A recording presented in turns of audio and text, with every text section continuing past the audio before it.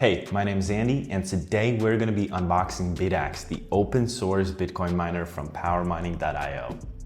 Okay, let's open it up. Now, opening the box, the first thing you see is the Bitaxe itself, and you also got user manuals right over here. You got some stickers, really nice. And then you have the power supply. I suggest you take out the power supply first, so it's just easier to pick out the device next. I'm gonna have a look. What you get here, you get the power supply, and you also get 3 adapters. So if you're Mr. Worldwide, you're traveling or wherever you are in the world, you have these 3. After that, in the packaging, don't miss it, we have the Bitaxe stand.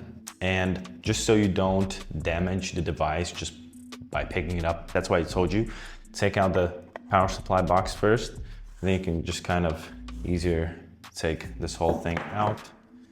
Now that we have everything out of the box, let's set it up. Okay, so the first thing we're gonna do is attach your Bitaxe to the little stand right here. And it's pretty straightforward. It has a little place right over here where you can slide in the stand like this. Just nudge it a bit and it should be like pretty solid right in there.